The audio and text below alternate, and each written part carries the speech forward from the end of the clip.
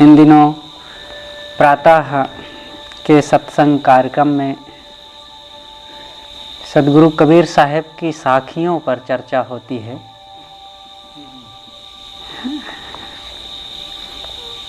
इस समय वर्तमान में चेतावनी को अंग चल रहा है। इस ग्रंथ में अलग अलग प्रसंगों के नाम हैं। भक्ति को अंग, काल को अंग, संगति को अंग, गुरु को अंग। इस समय चेतावनी को अंग चल रहा है। चेतावनी का मतलब जो विशेष ज्ञान की बातें और तेज मार्मिक सत्यता को जो उजागर करे, उन विषयों पर साहब यहाँ प्रकाश डालते हैं। कबीर गर्व ना कीजिए, काल गहे हैं केस, ना जानो कब मारी हैं, क्या घर क्या परदेस।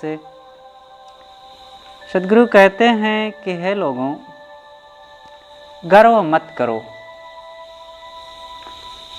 ये जो प्राप्त प्राणी पदार्थ हैं, धन वैभव है, चीज़ें हैं, शरीर है, सुंदरता है, ये चीज़ें आज थोड़े समय के लिए मिली हैं और इनका गर्व करना निरर्थक है। ये ज़्यादा दिन रहने वाली नहीं है। ये समझ लो कि काल ने तुम्हारे चोटी को पकड़ रखा है। अब बस पकड़ तो लिया है, पकड़े हैं पहले से, अब वो कब पटक दे, कहाँ पर पटक दे, कहाँ पर हमें मार ले, कुछ कहा नहीं जा सकता। क्या घर क्या परदेस, देखते नहीं हैं लोग। बिस्तर पर तो मरते ही हैं, रास्ते में मरते हैं, खेत में मरते हैं, सड़क पर मरते हैं, ऑफिस में मरते हैं, दुकान में, गाड़ी में। मृत्यु कहाँ होती है? कोई एक निश्चित स्थान नहीं है। कहीं भी कोई स्थान का वहाँ पर है ही नहीं है इकरार की अमुक जगह ही मृत्यु होती है। कपड़े तो अमुक दुकान में मिलते हैं, मोबाइल अमुक दुकान में मिलता है, अनाज अमुक दुकान में मिलता है, और अलग अलग सबकी दुकानें होती हैं। अमुक बाजार में अमुक अमुक चीज़ें मिलती हैं, लेकिन मृत्यु सब जगह मिलती है। कहीं कोई ऐसी जगह बाकी नहीं है जहां मृत्यु ना होती हो। इसलिए साहब कहते हैं, ना जानो कब मारी हैं, क्या घर क्या परदेस। कहा किया हम आए के, कहा करेंगे जाए, इतके भय न उत के, चाले मूल गंवाए। इस संसार में आकर के हमने क्या किया, और यहाँ से चले जाएंगे तो भी क्या ले जाएंगे। आना भी निरर्थक हुआ, जाना भी निरर्थक हुआ। ना इधर के रहे ना उधर के, इतना बढ़िया मानव जीवन मिला।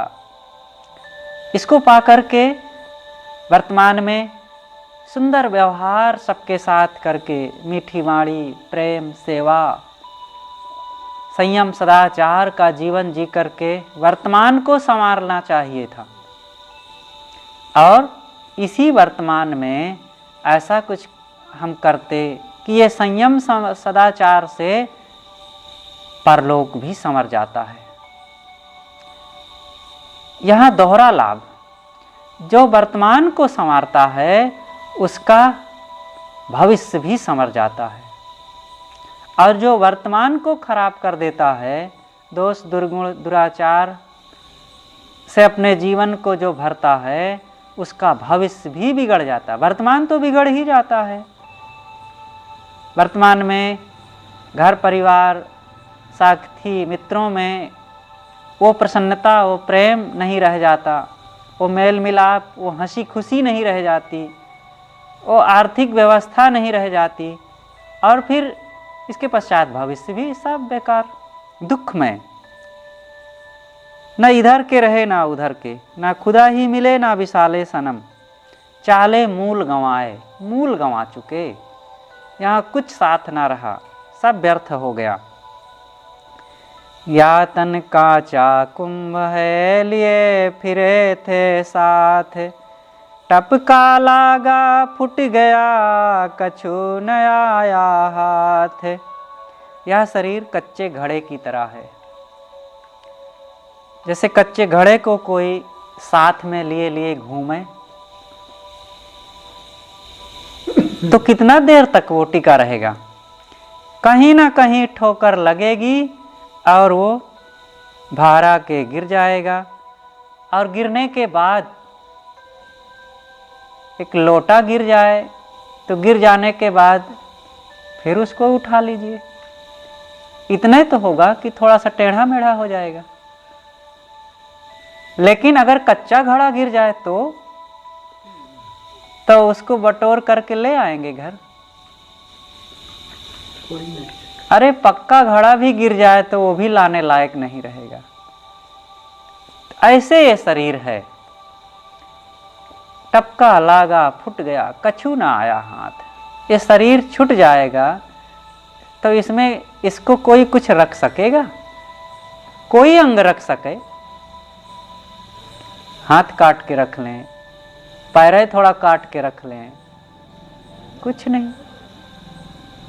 हाँ, आज के समय में कुछ अंग काम आ जाते हैं, आंखें काम आ जाती हैं, किडनी भी काम आ जाती है, और कुछ अंग काम आ जाते हैं। अब वो कुछ लोग उसका उपयोग करते हैं डॉक्टर और विज्ञान के क्षेत्र में, लेकिन जहाँ ये सामान्य चर्चा जनमानस के लिए बताई जाती है तो जनमानस इसको क्या करेगा? जिस घर में रहे, जिसके लिए हम बहुत मोह किए, जिन लोगों ने हमसे बहुत मोह किया, आज हमारा शरीर छूट जाए तो हमारे लिए तो सदा के लिए छूट ही गया, हमारे परिजनों के लिए, निकट वालों के लिए भी ये शरीर कोई काम तो नहीं आएगा ना। चलो पूरा शरीर अब बेकार हो गया, गाड़ दें, लेकिन एक पैर काट के रख लें, कोई उपयोग नहीं, कछु न आया हाथ।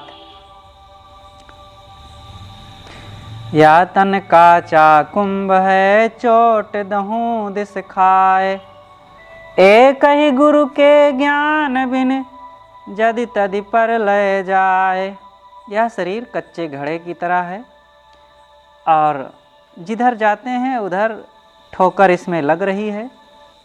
एक गुरु के ज्ञान बिना कल्याण हुआ नहीं, और यह शरीर बस यूं ही बीत रहा है, यदि तदि प्रलय जाए, और जब कभी भी इसका प्रलय तो होना ही है। इसलिए प्रलय होने के पहले गुरु का ज्ञान हमारे हृदय में आचरित होना चाहिए, उसको हम धारण करें। मन गुरु के ज्ञान का आचरण हुआ, इसकी पहचान है कि इंद्रियों में संयम, वाणी में पवित्रता और मिठास, और मन में शांति। और इसकी कसौटी एक यह है कि आत्मबोध। आत्मबोध ये अंतिम फल है। आत्मबोध जिसको होता है अथवा आत्मबोध के लिए जो काम करता है, उसको लक्ष्य बना करके फिर उसकी वाणी भी पवित्र होती है, इंद्रियों में संयम भी होता है और मन में शांति भी होती है। दुनिया से ती दोस्ती परत भजन में भंग, या आपा को डार दे भजन करो निसंग। दुनिया से प्रेम करके भजन में भंग होता है। प्रेम करने का मतलब यह नहीं है कि अब जहाँ रह रहे हैं सब व्यवहार को छोड़ करके कहीं भाग जाएं। यहाँ प्रेम का मतलब मोह ना करना। दुनिया से मोह करेंगे, बहुत लगाव रखेंगे, तो फिर राग के साथ साथ द्वेष होगा और कलह में फंस जाएंगे। इसलिए व्यवहार करके सब तरफ से अपने मन को समेटे रखना चाहिए और अपने मन के अहंकार को मिटा दे। जो मोह को मिटा दिया, मोह का मतलब मोह के साथ साथ बैर, राग और द्वेष को जिसने मिटा दिया और अपने मन के अहंकार को मिटा दिया, फिर तो उसने मानो बहुत बड़ा काम कर लिया। भजन करो निसंग, फिर भजन में कोई बाधा नहीं। भजन में ये राग द्वेष और अहंकार ही बाधा है। दुनिया से ती दोस्ती होत भजन में भंग, एकाएकी राम सो कैसा धुन के संग। दुनिया से प्रेम करने में बहुत विघ्न होता है। साधक को चाहिए कि वो एकांत में रह करके आत्मा राम का चिंतन मनन करे या संतों की संगत में रहे और सत्संग भजन करे। यही उचित है, यही कल्याणकारी है। दुनिया के धोखे मुआ चला कुटुंब की कहानी, तब कुल की क्या लाज है जब ले धरा मसानी।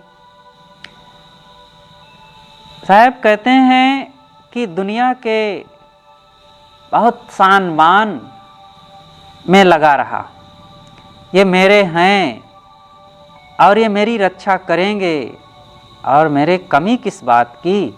इतना घर, इतना धन, इतने लोग, इतना बड़ा पद और इतनी शानो शौकत और इतना अधिकार, इतने योग्य मेरे आसपास लोग, मैं भी इतना योग्य हूँ और मैं इतने बड़े खानदान कुल गोत्र का हूँ। इसी की मर्यादा में भक्ति भजन को भूल गए और इतराते रहे। साहब कहते हैं तब कुल की क्या लाज है जब ले धरा मसान। उस समय तुम्हारे कुल और पद प्रतिष्ठा और मान अधिकार की कौन सी मर्यादा रह जाएगी जब घर से निकालकर जमीन पर उत्तर दक्षिण को लेटा दिए जाओगे। और फिर राम नाम सत्य है कहते हुए मसान शमशान में ले जा कर के दफना दिए जाएंगे अथवा चिता में लकड़ियों के बीच पे धर करके जला दिए जाओगे। सब सारी सेखी खत्म। कुल खोए कुल उबरे, कुल राखे कुल जाए, राम ने कुल कुल भेटिया, सब कुल गया बिलाए। कुल खोए कुल उबरे। कुल, यहाँ बहुत कुल शब्द आया है। तो यहाँ कुल का मतलब, प्रथम कुल का अर्थ है कुल गोत्र जाति वर्णाभिमान। इसको खो देने पर कुल उबरता है। ये जात्याभिमान वर्णाभिमान को जब मन से मिटा दिया गया तब अंदर से पूरी तरह से मन निश्चिंत हो जाता है, विनम्र हो जाता है। और कुल राखे और कुल की मर्यादा में हम पड़े रहे, हम अमुक कुल अमुक जाति, हम ब्राह्मण हैं, हम क्षत्रिय हैं, हम वैश्य हैं, हम फलाने हैं और हम श्रेष्ठ हैं, इसी की मर्यादा में पड़े रहे और इसका अहंकार चढ़ाए रखे तो कुल जाए। कुल राखे कुल जाए। अगर ये सब का वर्णाभिमान सिर पे चढ़ाए रखेंगे तो पूरी तरह से हम मिट जाएंगे। मतलब अहंकार आएगा, अहंकार ही पतन की निशानी है। राम ने कुल कुल भेंट या सब कुल गया विलाए। सदगुरु कहते हैं राम राम तो निकुल है, उसको किस कुल का कहेंगे? आज शरीर तो कहीं जन्म ले लिया, अमुक क्षेत्र में, अमुक देश में, अमुक नगर में, अमुक गांव में, अमुक घर में, अमुक तथा कथित जाति में आज हो गया जन्म। और इसके पहले, जन्म के पहले कहाँ थे, किस कुल में थे? और आज इस शरीर के बाद फिर कहाँ जाएंगे, किस कुल में जाएंगे? अरे वो राम, जो आत्मा राम है, वो हिंदू तुरुक न बूढ़ो बारो, नारी पुरुष का करहु विचारा, और हंस देह तज न्यारा होई, ताकर जाति कहे धो कोई, स्याह सफेद की राता पियरा, अवरण वरण की ताता सियरा, हिंदू तुरुक की बूढ़ो बारा, नारी पुरुष का करहु विचारा। तो ये, इसको हम स्त्री कहें, पुरुष कहें, हिंदू कहें, मुसलमान कहें, ब्राह्मण कहें, शूद्र कहें, क्या कहेंगे? इसकी कोई अपनी पहचान नहीं है। बस आत्मा केवल आत्मा है, जीव है। उसको हम किसी बाह्य आडंबर में, इन शब्दों के लपेट में, उसके घेरे में नहीं रख सकते। राम निकुल कुल भेंटिया, राम निकुल है, अब उसको किसी कुल का नहीं कह सकते हैं। तो जो सारे कुल की मर्यादा को मिटा करके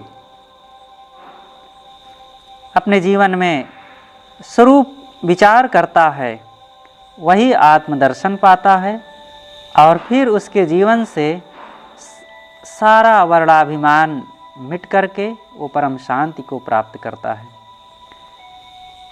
कुल करनी के कारणे हंसा गया भिगोए, तब कुल का को लाज है, चार पांव का होए। सदगुरु कहते हैं, कुल जाति की मर्यादा एवं पद में पढ़ करके जीव पतित हो गया।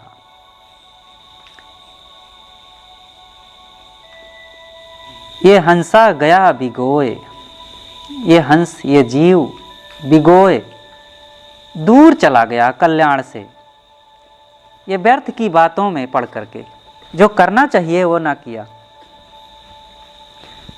उस समय तुम्हारे कुल की कौन सी मर्यादा होगी, जब तुम चार पैर वाले हो जाओगे। आजकल में वही होना है। इस मानव जीवन में रह करके यहाँ बड़ी स्वतंत्रता और बड़ी स्वस्थता थी, और बड़ा सौभाग्य था। अच्छा शरीर, अच्छी बुद्धि, अच्छा मन, अच्छी संगति और सत्संग, सद सिद्धांत का सब प्रकार से सुयोग था। ये सब पाने के बाद भी व्यर्थ में हम अपने समय को गंवाते रहे।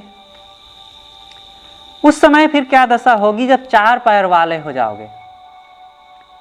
चार पैर वाले का मतलब यही होना है, पशु बनेंगे। आज बड़े सौभाग्य से जन्मों जन्मों के पुण्य प्रताप और शुभ संचित कर्मों का फल उदय हुआ, मनुष्य शरीर मिला। लेकिन अगर वो कमाई ना हुई, वो शुभ कर्म ना हुए, वो संस्कार ना इकट्ठे किए गए, आज तो खुराफात कर रहे हैं। मोह, आसक्ति, वैर, लोभ, लालच, वासना बढ़ा बढ़ा करके हमने मनुष्यता को परिपुष्ट नहीं किया। पशुता को हम अपने मन में पाले, और उस पशुता को पाल करके फिर मनुष्य कहाँ से हो पाएंगे? वही चार पैर वाले पशु बनेंगे। तब साहब कहते हैं, उस समय तुम्हारे कुल की क्या मर्यादा रह जाएगी। कुल करनी के कारणे ढिग ही रह गयो राम, तब कुल का को लाज है, जब जम की धूमाधाम। कुल मर्यादा में पड़ने के कारण राम अपना स्वरूप होते हुए भी उसका बोध ना हुआ। ये कुल की मर्यादा जो पास में, ढिग में, निकट ही आत्मा राम, अरे जो खुद वही है, कितना सरल है। दूर की चीज को पहचानने में कठिनाई हो सकती है। पेड़ पौधों को, कपड़े को, सोना चांदी को, ये अलग की चीज़ है। उनसे अगर मुलाकात ना हुई हो, किसी ने ना बताया हो, तो उनको नहीं पहचाना जा सकता, वो अलग की चीज़ है। जो खुद हम हैं और जो अभिन्न है हमसे, उसको भी हम ना पहचान सके, कितना बड़ा आश्चर्य है। साहब कहते हैं ढिग ही रह गयो राम, वो आत्मा राम एकदम निकट, जो खुद अपना ही स्वरूप है, उसको हम ना जान सके। क्यों नहीं जान सके? ये व्यर्थ की मर्यादाओं में पड़कर, जो कितना झूठा और निरर्थक है। ये वर्णाभिमान, धन का अभिमान, देह का अभिमान, और कुल का अभिमान, पद का अभिमान। साहब कहते हैं जब मौत का दिन आएगा तब कुल की क्या लज्जा रहेगी। उजल पहने कापड़ा पान सुपारी खाए, कबीर गुरु की भक्ति बिन बांधा जमपुर जाए। उजला उजला कपड़ा पहन लिए, बड़े धार्मिक कहलाते हैं, साधु बाबा भी कहला रहे हैं, लेकिन पान सुपारी खाते हैं, नशा करते हैं। मतलब कहने का कि दोष दुर्गुणों को पालते हैं। साहब कहते हैं कि एक गुरु की भक्ति के बिना, गुरु की भक्ति का मतलब गुरु के ज्ञान, गुरु का सिद्धांत, आत्मबोध की जो रहनी है, उसको जीवन में आचरित किए बिना बांधा जमपुर जाए। वासनाएं तुम्हें बांध करके वही 84 के चक्र में पटक देंगी।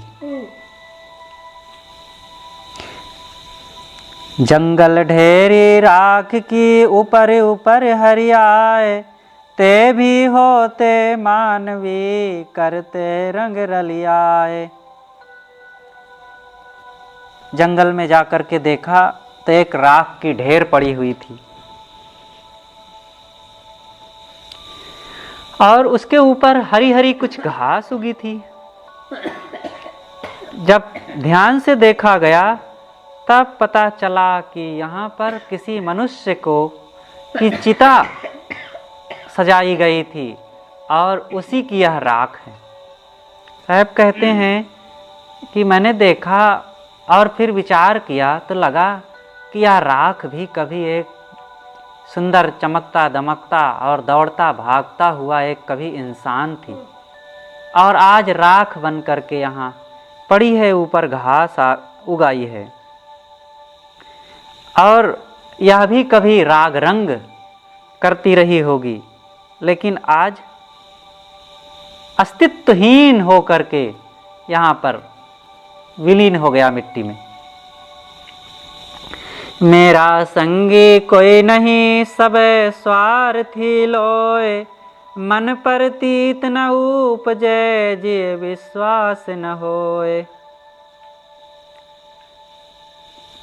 चाहे मन में प्रतीत ना हो और जीव को विश्वास भले ना हो, परंतु मेरा साथी कोई नहीं है, सब जीव अपने अपने स्वार्थी हैं।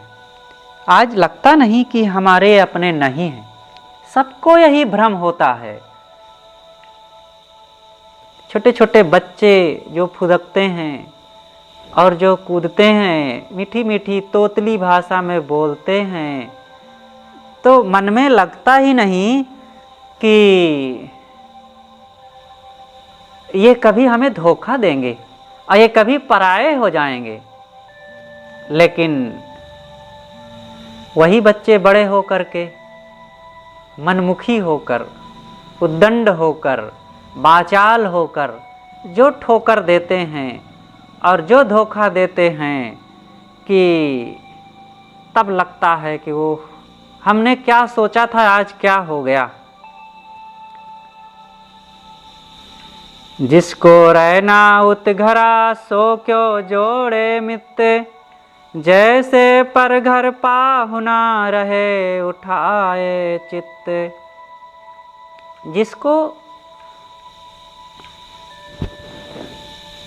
उस घर में जाना है, मतलब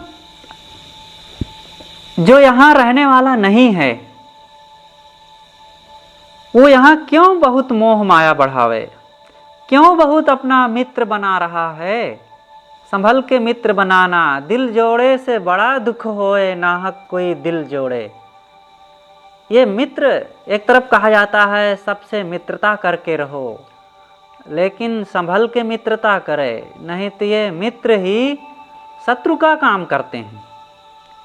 अरे जो सामने से मित्र बन करके छुरा भोंके वो तो महाशत्रु है ही है। जो हमसे प्यार करे और जो बहुत सेवा करे, बहुत मीठा बोले, वे भी वही काम करते हैं। कैसे करते हैं? अब हमने उनसे प्रेम बढ़ा लिया, उन्होंने भी खूब सेवा करके हमारे दिल को जीत लिया। अब हमने अपने मन को संभाला नहीं, खूब उधर लगा दिए।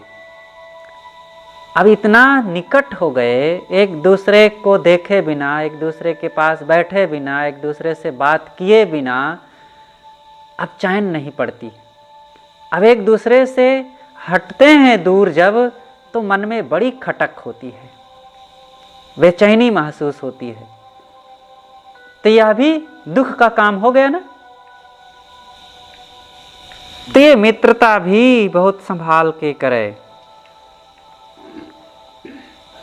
तो जिसे जैसे परघर पाहुना, साहब उदाहरण देते हैं, जैसे कोई व्यक्ति पहुनई करने जाता है रिलेशन में, तो वहाँ जाता है तो एक दिन रहा और कहता है कि अब जाऊँगा मैं अपने घर। तो घर वाले कहते हैं अरे आज रुकिए, और तो बहुत कहने पर फिर रुक जाता है, और फिर दूसरे दिन कहता है नहीं अब जाने दो। कहे नहीं नहीं आज और रुक जाइए। कहे नहीं भाई अब नहीं। वे देखो वहाँ कुछ काम भी उससे नहीं लिया जाता, सब आदर करते हैं, अच्छी अच्छी चीज़ें खाने को भी देते हैं, लेकिन फिर भी वह व्यक्ति वहाँ रहना नहीं पसंद करता। क्यों? क्योंकि वो मेरा अपना घर नहीं है, मुझे अपने घर जाना है, अपने घर में आनंद मिलता है। ऐसे ही हमें रहना चाहिए इस संसार में। भले यहाँ बहुत प्रेम हो, बड़ी सुख सुविधाएं हो, बड़ा सब आदर सम्मान करें और हमें चाहें, लेकिन ये सोच लें जैसे पर घर पाहुना रहे उठाए चित्त। वो मेहमान अपना चित्त उठा के वहाँ से रखता है, दिल नहीं जोड़ता बहुत, और चादर तान के सोता नहीं है कि अब आ गया अस्थाई। वो अपने घर की तैयारी करता है। इसी तरह हम अपने घर की तैयारी करें। थोड़े दिन के लिए मेहमान हैं यहाँ बस। इत पर घर उत है घरा, बन जन आए हाट, कर्म करीना बेच के उठ कर चालो बाट। इत पर घर उत है घरा, यहाँ आज जहाँ हम रह रहे हैं ये सब पर घर है। उत है घरा, वहाँ मतलब संसार से पृथक जो अपनी दशा है, आत्म स्थिति, स्वरूप स्थिति, उसके लिए उत शब्द का प्रयोग हुआ है। वो अपना घर है, आत्मदेश, आत्मा ही उसका। महर्षि याज्ञवल्क्य ने राजा जनक को उपदेश देते हुए कहा था, तस्य आत्मायम लोकः, उसके लिए आत्मा ही अपना लोक है। ये संसार चाहे जितना स्वर्णिम हो, चाहे जितना सुख भोगों से संपन्न और ऐश्वर्य से सजा हुआ हो, लेकिन सब परदेश है। यहाँ कुछ स्थिर है नहीं। यहाँ के राग रंग में, यहाँ की रमणीयता और चमक दमक में धोखा नहीं खाना है। ये सब छूट जाने वाला है। या तो हम ही छोड़कर चल देंगे, या ये सब यही पहले से छूट जाएंगी। देखते नहीं हैं, अच्छी अच्छी कीमती कीमती चीज़ें लाओ, थोड़े दिन में वो निरर्थक हो जाती है। अथवा अच्छा सा घर बनाओ और उसी घर में थोड़े दिन रहे या नहीं भी रह पाए, और वहीं से लाश निकल जाती है बनाने वाले की। इसलिए यहाँ मोह ना करो, ये सब पर घर है। बनिजन आए हाट। हम सब व्यापारी हैं, बड़ी यहाँ सामान लेने, बाजार है, ये संसार बाजार है। अपना सौदा लो और चलो यहाँ से। बाजार में कहीं कोई अपना बोरिया बिस्तर खोल के सोता है क्या? बाजार में गए, सौदा लिए, चल दिए। कर्म करीना बेच के उठकर चालो बाट। कर्म का सौदा बेच करके, अपने कर्मों का जो सौदा लाए हो बेचने के लिए, वो बेचो और उसका जो धन है लेकर के चलो अपने घर। तो कैसे कर्मों का सौदा बेचना है? सदकर्म, संयम, सदाचार, सेवा, भक्ति, त्याग और दान, दया, क्षमा आदि सौदों को हम यहाँ बेचें और इसका बड़ा उत्तम लाभ मिलेगा। ये सौदे बहुत फायदा और बहुत लाभ दिलाते हैं। इनको जो बेचता है उसका मूलधन तो बना ही रहता है और उस पर लाभ खूब होता जाता है। इसलिए कर्म करीना बेच के उठकर चालो बाट। ये काम करके चलो यहाँ से अपने घर।